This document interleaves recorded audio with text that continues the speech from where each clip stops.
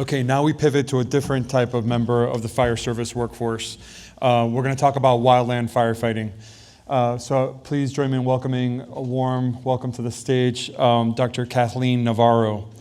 Dr. Kathleen Navarro is a wildland firefighter for the Health and Wellbeing Program Coordinator at the United States Department of the Interior. She leads coordination and planning for the Wildland Firefighter Joint Behavioral Health Program.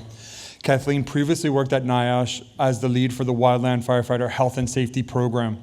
She obtained her PhD in Environmental Sciences at Berkeley Public Health, and her dissertation focused on air contaminants commonly emitted from wildland.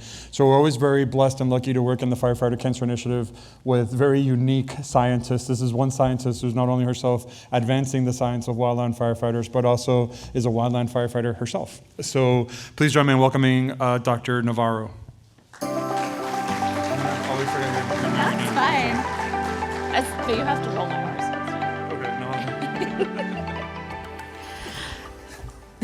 Thank you for that very warm welcome. And I just wanted to give everyone an overview of what we have going on for federal wildland firefighters.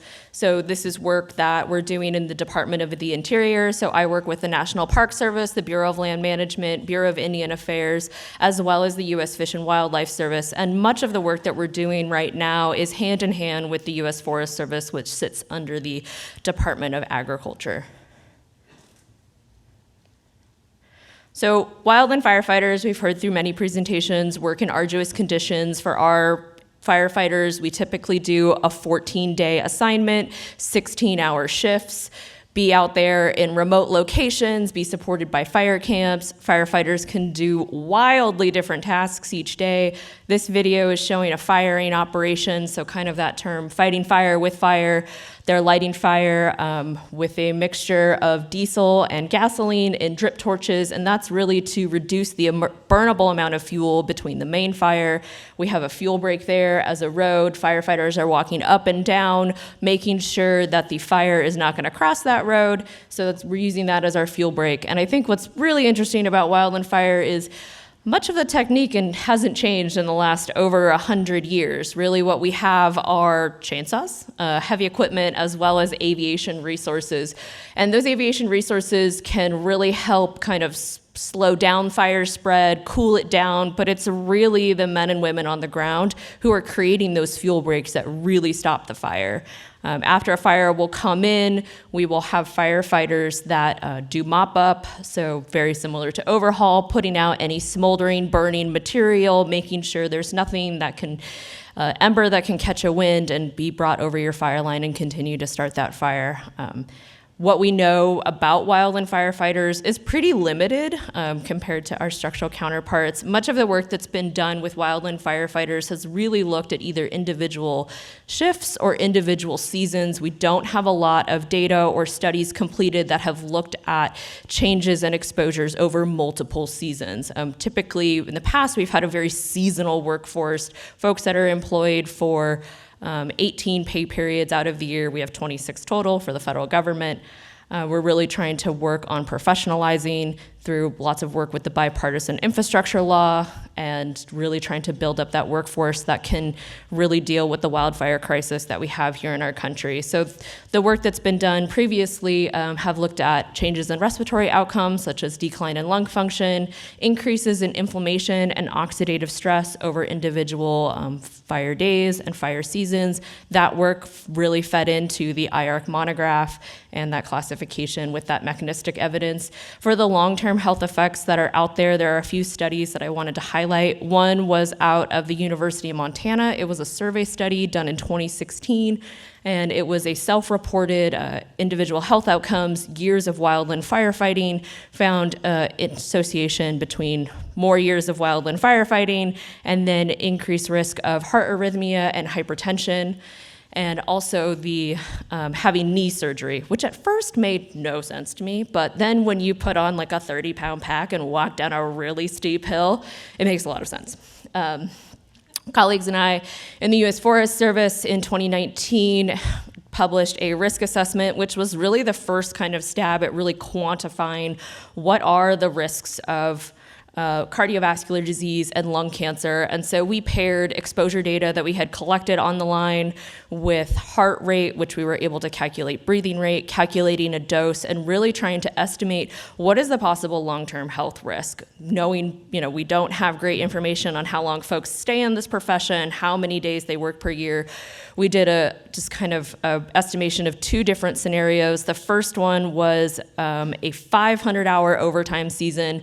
Oftentimes, wildland firefighters like to talk about their seasons, how many overtime hours they worked, and kind of how successful that was. And for much of these folks, it's carrying them through the winter with that income. So we used a 500-hour overtime season, a 5-year career, which I kind of saw as like maybe a college student working a few fire seasons, and calculated an excess risk of lung cancer of 8%, an excess risk of cardiovascular disease of 16%, kind of bringing it all the way to the other side, a 1,000-hour overtime season, a 25-year career, which I kind of equate to like a hotshot superintendent, calculating an excess risk of lung cancer of 43% and an excess risk of cardiovascular disease of 30%. So that's really those 2 are really some of the seminal work and really trying to understand the long-term health impacts for wildland firefighters. NIOSH is currently finishing up a multi-year study where they've looked at a lot of different lung health, cardiovascular health, kidney outcomes as well, and hopefully those will be published really soon too, which can kind of add to our literature of what happens over multiple seasons. So today I wanted to share with you some preliminary results of a review of carcinogenic exposures among wildland firefighters from the U.S. Forest Service as well as myself. We were really trying to understand what do we know about cancer in wildland fire, and we really wanted to do a systematic review of cancer risk, but there's really no cancer study to look at. So we really had to go back and walk ourselves back to just what are the exposures out there? How do they range? What do we know about different characteristics of fires? We looked at wildland fire exposures and prescribed fire exposures. We just kind of searched the typical PubMed, many different databases with all these different search terms. We found about 1,800 articles that identified, removed the duplicates, did a title and abstract screen. We were really looking for studies that actually had reported concentrations of these different carcinogens. So we had about 100 that we reviewed fully. Through that met our study criteria. We had 49 studies.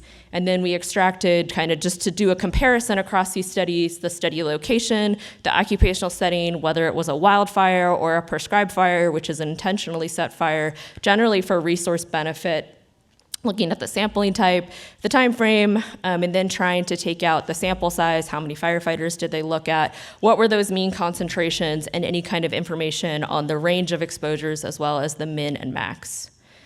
So with that, we had studies that measured particulate matter, polycyclic aromatic hydrocarbons, metals, volatile organic compounds, and some other unique exposures in the wildfire environment that included asbestos, black carbon, radioactivity, radionucleotides, as well as silica exposure. And you can kind of see the different IARC classifications for each of those that we had looked at.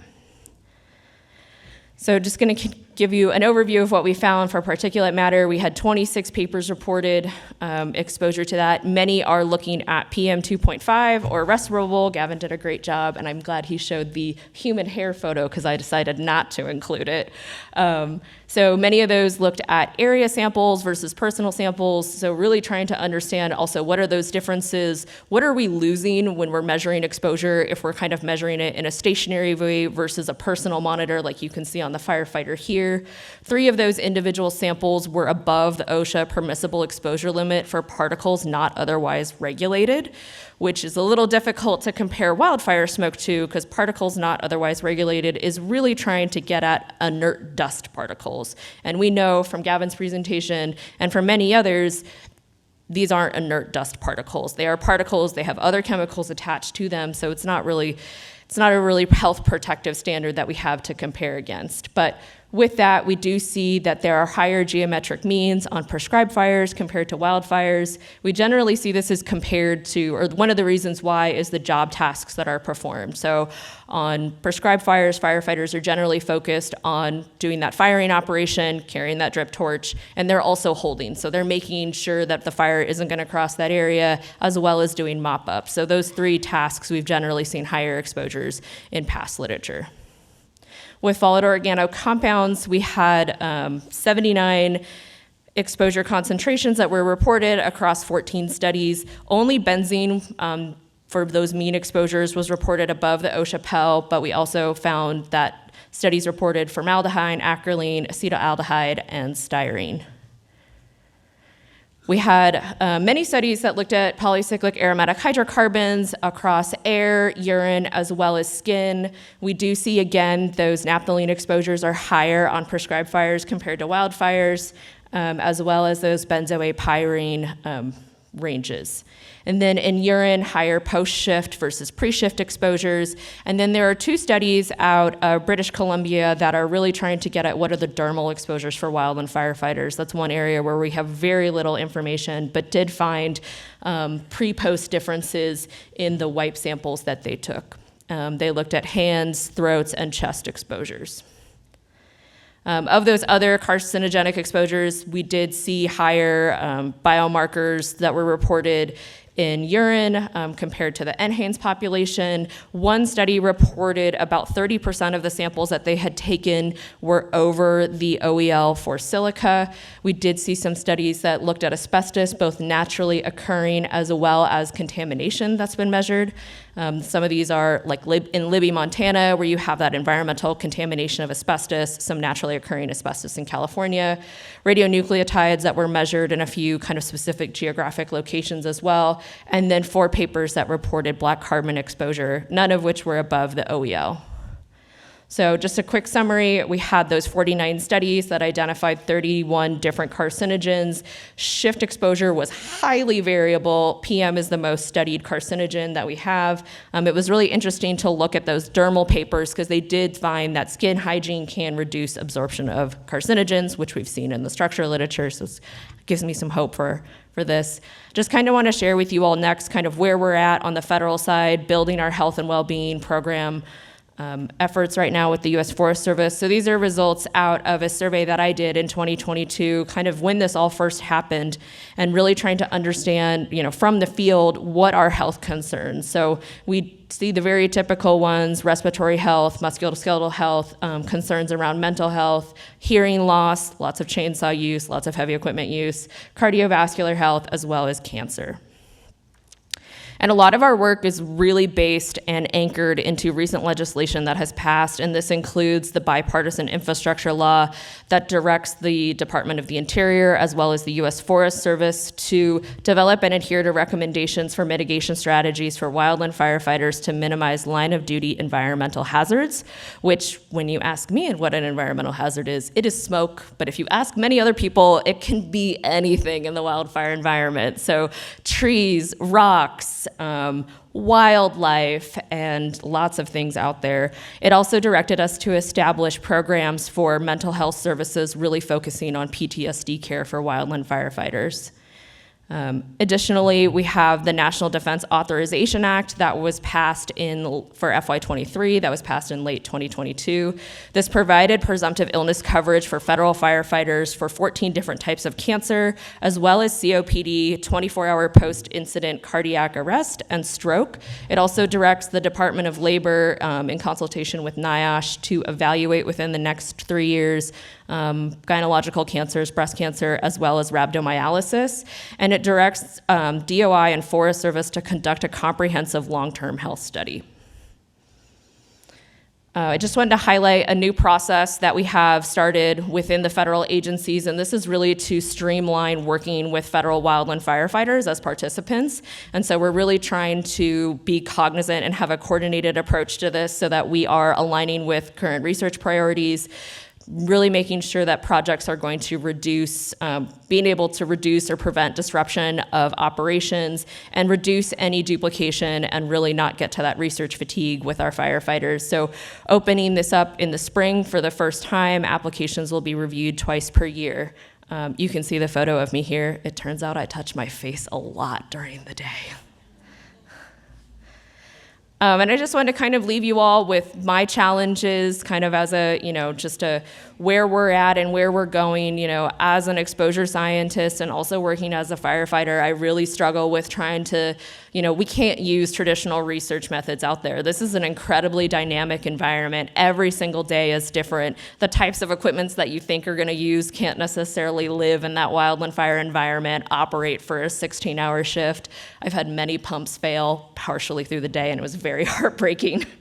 So really trying to, get creative on how do we measure exposure in this environment? How do we track people through time?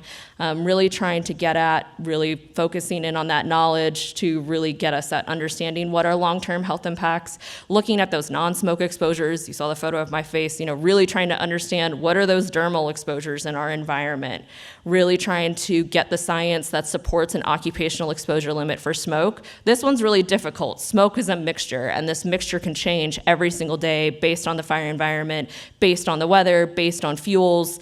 Trying to kind of build more science base for that, really trying to understand of the mitigation and exposure reduction recommendations that are out there, which ones are working, which ones are our biggest bang for our buck, which ones can we really start promoting out there so that we can make administrative changes to really change how people work so that we are reducing exposure, given that respiratory protection really isn't a feasible option for us at the moment, but I have hope that that is changing, and really trying to understand cumulative exposures and stressors. What does fatigue do? What does sleep deprivation do? What do you do when you're 16 hours a day, 14 days, and you're sleeping on the ground each and every day? How does this all play together to impact health? So with that, I'm happy to take questions.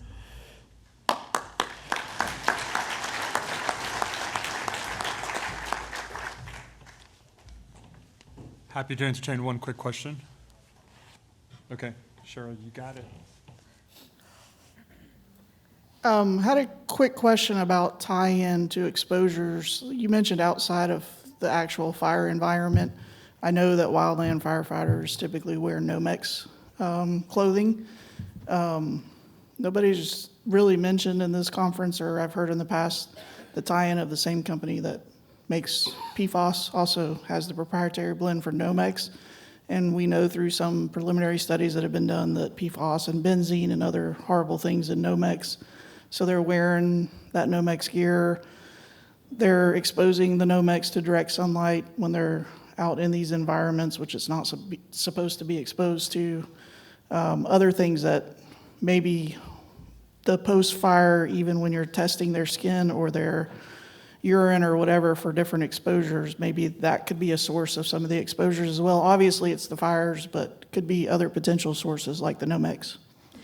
Yeah, NIOSH is currently working on a study right now to look at, we sent them a bunch of dirty Nomex, and they're looking right now to understand what are the chemicals in there and what do different laundering techniques do to those concentrations as well. So we're waiting for those results to kind of give us a starting point to really understand those exposures too.